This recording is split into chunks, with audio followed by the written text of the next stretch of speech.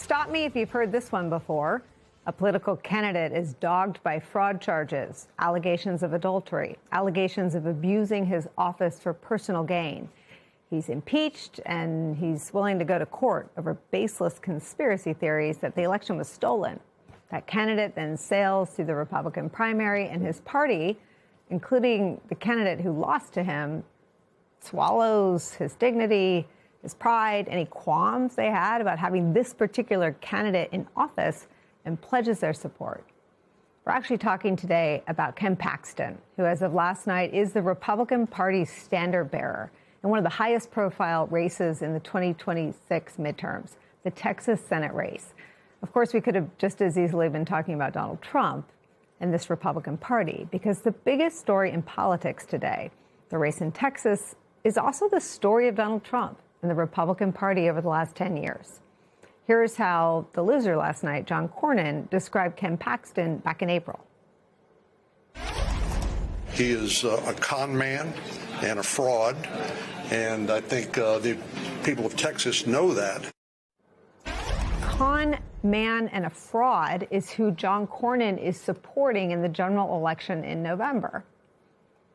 Yesterday, Cornyn said he will support Paxton, gave him his endorsement after being crushed by the person he called a, quote, con man and fraud by 27 points. It all sounds awfully reminiscent of this moment from 2016. There is no way we are going to allow a con artist to take over the conservative movement, and Donald Trump is a con artist. Said it 2 times. No way we're going to let a con artist take over the Republican Party, and Donald Trump is a con artist. We all know what happens next, right? And now Rubio works for Donald Trump. He has 2 jobs. He's his Secretary of State, and he's Donald Trump's national security advisor. Of course, after Donald Trump would go on after that moment to win the general election in 2016, again in 2024, and to clinch the Republican Party's nomination 3 times. But back to Texas. There would be no Ken Paxton, Republican nominee for the Senate in the great state of Texas, if there was no Donald Trump. And if there was no Republican Party willing time and time again to look beyond one's criminal charges or corruption or comments about women or people of color or immigrants or veterans and so on and so on and so on. But outside of the Earth 2 on which the Republican Party resides, out in the real world, Donald Trump is a deeply unpopular president, including among big and growing swaths of his own political coalition. In poll after poll, Donald Trump is less popular now than he was in the aftermath of the deadly insurrection he incited at the U.S. Capitol on January 6th. Voters despise the war with Iran. They are not happy about Donald Trump's lack of focus on the cost of living and his seemingly endless appetite for grift and corruption. They do not like the ballroom that Donald Trump now wants taxpayers to pay for. They don't approve of the $1.8 billion slush fund for Trump's allies and potentially the insurrectionists. They have questions about the 3,700 trades made in the first quarter of this year alone.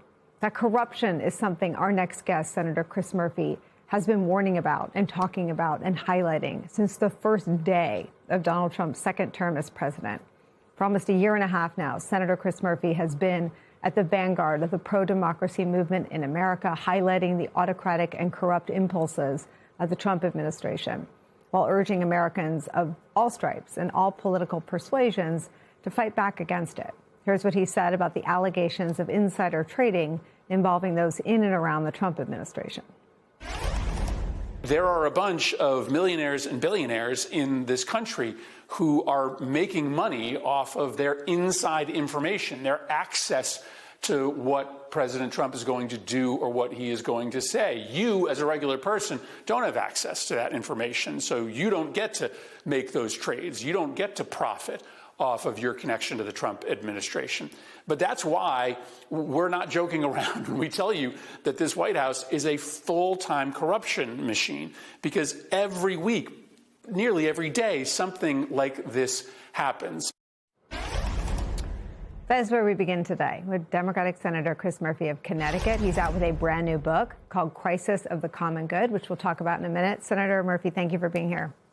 Yeah, great to be with you. What does it say about the Republican Party that it's now throwing in behind Ken Paxton? It says a lot about this party, but nothing terribly new, because the party, unfortunately, has been essentially a cult of personality for the better part of the last decade. It's certainly more acute today. There is just zero wiggle room. I mean, John Cornyn was a conservative, pro-Trump Republican.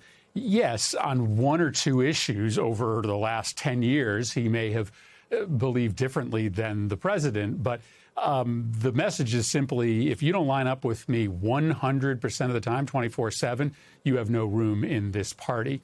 I think you're right, though, to point out that he, is endorsing Ken Paxton, somebody who he believes is fundamentally corrupt. And I think that says something else about the Republican Party. They don't care at all about corruption. They don't seem to care much about democracy these days. What they do care about is the destruction of the left. They believe that the left, the progressive Democrats, are an existential threat to the country. Why? Because we believe in civil rights. We believe that this nation is not simply a white Christian patriarchal nation. And to them, that's unacceptable. So they are going to use any tactics, including endorsing con men, lionizing and celebrating corruption, destroying democracy, in order to eviscerate the modern left from the body politic. It says a lot of really troubling things about this party, just more confirmation of how broken they are. What does it say about the stakes, then, about the midterms, if that is the contest? Yeah, I mean, again, just in the last few weeks, you are seeing, I guess we didn't think it could get any worse when it came to corruption. But, what Trump has done in the last couple weeks in terms of just stealing $1.8 billion from the Treasury in order to feed his political friends and cronies, in order to pay money to those who carried out violence in his name. I mean, it is pretty radical. And the stakes of this election, probably our democracy is on the line. I don't know that we recover in time for the 2028 election if Republicans win. But also, you're just going to see the wholesale theft of taxpayer money for Trump's purposes. If he can get away with what he's doing to the IRS, essentially suing himself, and then when the judge says this isn't a real lawsuit, settling out of court with himself for $1.8 billion, he can do that with any agency, and he'll ultimately have hundreds of billions of your money at his disposal for his political purposes. That's what this election is about. What do you think about his political standing? I mean, Trump is generously, at 32, 33, 34%. He's lost a big chunk of his own base, largely over the economy, coupled with a deeply unpopular war that he explicitly promised his base and the country he wouldn't get the country into. Even at 32, 33, 34%, you've got Republican voters heeding his endorsements in all of these Republican-only, they're closed primaries where he's influential. But what does it say about the stickiness of that, 30, 31, 32, 33, 34%? Yeah, well, I know we'll get to the book later, but I do talk about this in Crisis of the Common Good, because this is a problem we have to diagnose. In Connecticut, a couple decades ago, we had a corrupt governor, but his corruption was kind of quaint compared to this. He basically had a state contractor install a hot tub in his house, and he had a couple card games fixed by lobbyists that he always won at. And he was at 70% approval before that happened. And overnight, he went to 24. He was impeached. He was out of office and ultimately in jail. And yet Donald Trump has engaged in levels of corruption 100 times, Governor Rowland in Connecticut, and he still has a sizable amount of support from his base. And I think it's important for us to ask why that is. Some of it is that the positive ways that we found and have historically found identity, local identity, masculine, feminine identity, work identity, have vanished. And so more people find their identity in politics. And so when your entire identity is based around being a Republican, being part of Trump's movement, it's you filter everything he does through a different lens because you're contesting your own identity. Second, Nicole, I think we've normalized corruption in government because we've normalized it in the private sector.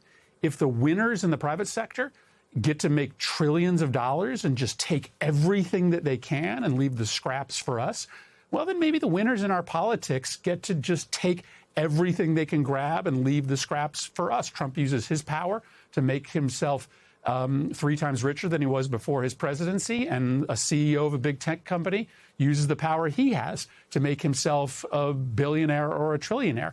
I think we have to ask a lot of these questions, and that's what Crisis of the Common Good really does. Say, how did we get to this place where the way Trump is acting hasn't caused him to go to 10% approval, as I think would have happened just a couple generations ago? Well, and the book left me wondering about something I have wondered about since 2015, and that's the asymmetry. So Trump rises to the top of the heap in 2015-16 in the Republican primaries and stays there after the Access Hollywood tape, after refusing to release his taxes, after all sorts of abhorrent behavior.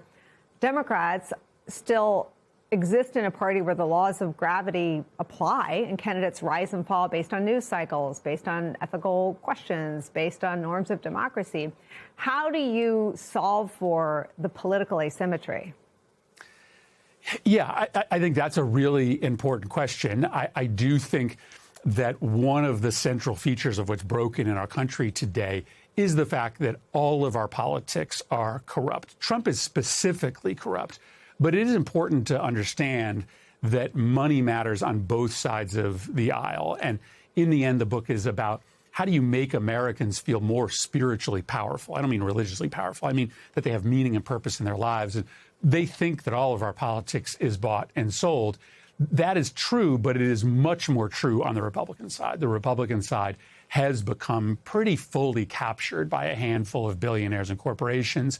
Their individual candidates really don't raise a ton of money any longer. They rely on these big super PACs to fund them, which I think means that they have become a party that excuses a lot more bad behavior because it's really all about those handful of donors. The Democratic Party is still more accountable to our electorate because we still fund ourselves mostly by small contributions. That means that some of the old rules still apply to us.